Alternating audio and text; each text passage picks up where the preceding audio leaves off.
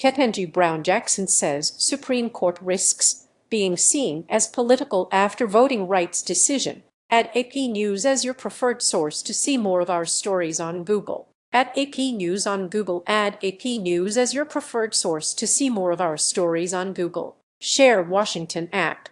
Justice Ketanji Brown Jackson said Monday that the Supreme Court risks being seen as political in the wake of a major voting rights decision. She spoke after writing a solo dissent from the court's decision allowing Louisiana to move quickly to use new maps after the court's conservative majority struck down a majority black district and weakened the Voting Rights Act. Public confidence is really all the judiciary has, she said at a talk before the American Law Institute in Washington, D.C. Everyone believes the court system is outside the political sphere. I think that means it's incumbent on us to do things, to act in ways that shore up public confidence, she said. Polling has shown public trust in the Supreme Court at historic lows in recent years, and Chief Justice John Roberts has separately bemoaned a perception that the justices are political actors, calling it a misunderstanding.